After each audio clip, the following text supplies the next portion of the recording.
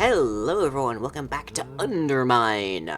So, I'm standing once more in the precipice with our wayward mushroom, um, because I have finally finished this damn thing. So, it is now wonderfully pretty. Look at that. I did get Fuzz to give me a little bit of a hand, because Fuzz is, like, an actual full-blown artist, so, they gave me a little bit of advice, because I originally had, like, a whole bunch of different ideas for what this wall could be, but now the detail looks so nice. And these two, let's see, that one hasn't even been finished wiring yet. This one hasn't got all of its codes in yet. But this one's perfectly fine. Did do a little bit of rewiring because the circuitry is very sensitive on where, like, the timing. And let me just change my GUI scaling because that looks kind of small. There we go, that's a bit more like it. Huge here, less so there, but that's fine. So yeah, because I'm on a 1080 monitor here, so naturally it might be a bit small for people on smaller monitors, so I'll just make sure that's fine. So, last time we added the elevator that goes to the surface now. We added, before that, Slumberous, and I actually got a little gift. I actually got a few gifts today when I logged on. I got a Looting Free book, an Infinity 1 book, a Silk Touch 1 book, and a logical flower imbued by slumbers with 25% speed. So if I hold it, my speed goes up.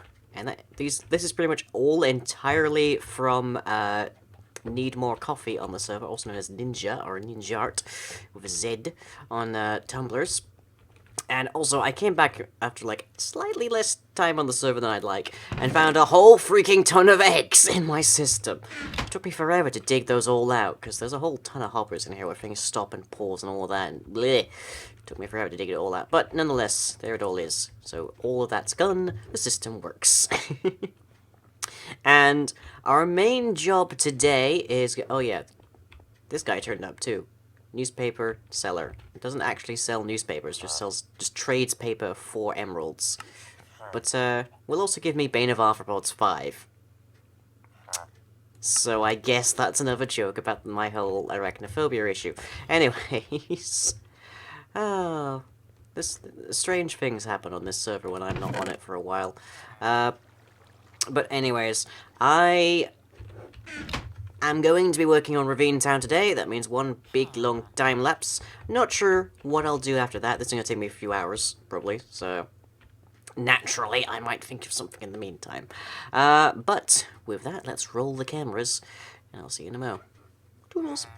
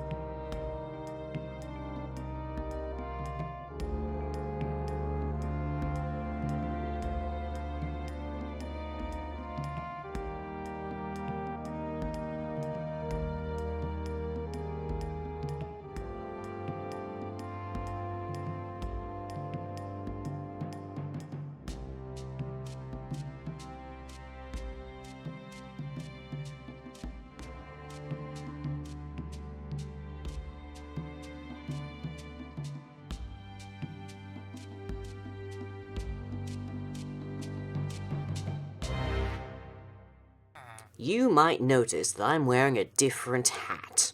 And indeed, you might also notice that I'm wearing a different shirt. I don't know how well that turns up in the camera view. That is because it is basically the next day after that first segment. And this whole place is looking quite a bit more developed, quite a bit prettier. This whole line actually down here will not be as nearly visible as it is right now when we're done with it, but it's it for now. But yeah, there is an interesting bug that's been going around for like the past day. I really hope I don't spot it in the course of filming this, or else it's going to be a massive pain.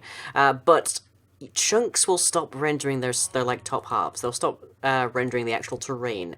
Particles, fine. Entities, fine, but not actual terrain, which makes it kind of difficult to, well, do anything. Least among it, build. If anybody happens to know what causes that, I'd very much like to find out, so I can, like, find a way to fix it. But anyways, if I go down here, it's a bit easier to see all the stuff I've been up to down here. So just come around through here. This now has flooring. This is full blocks, not half slabs, but yeah. So we've now got a mid-level. And particularly, this mid-level is going to be used for transportation for the more disabled parties of Ravinetown.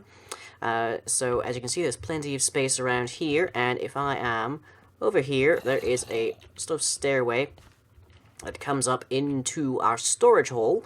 There's another one on the other side, over here, which goes into the forge.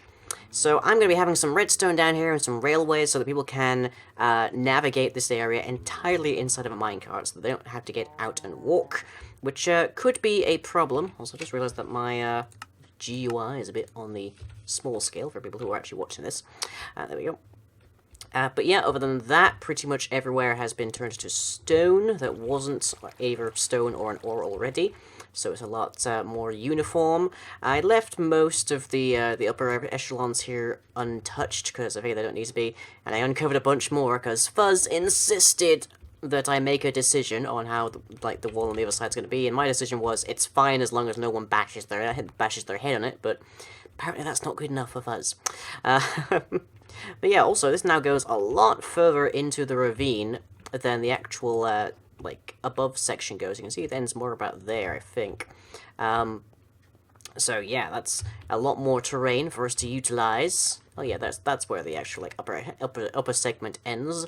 So down here, we could have more stores, we could have more, redstone going on, we could have, like, some villagers kind of just, like, hanging out and that kind of thing.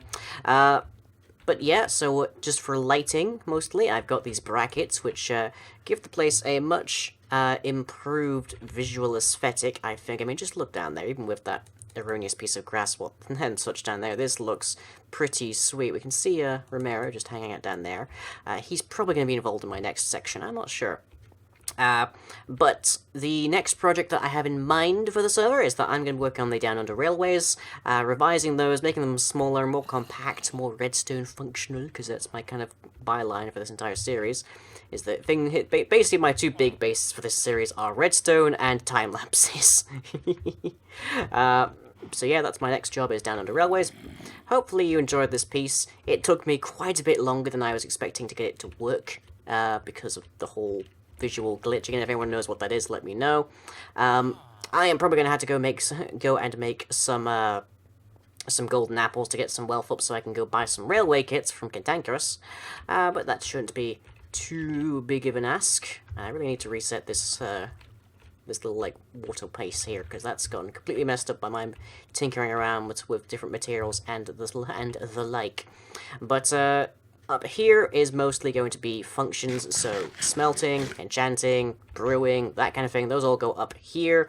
Lower level beneath us directly is going to be transport, and then the level beneath that is probably going to end up being different stores and different houses and such for villagers to be down here. But that is it for now.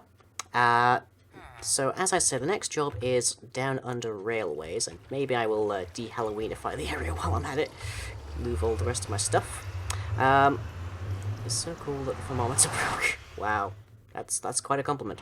So if we look down here at Down Under railways north, we can see it's really wide.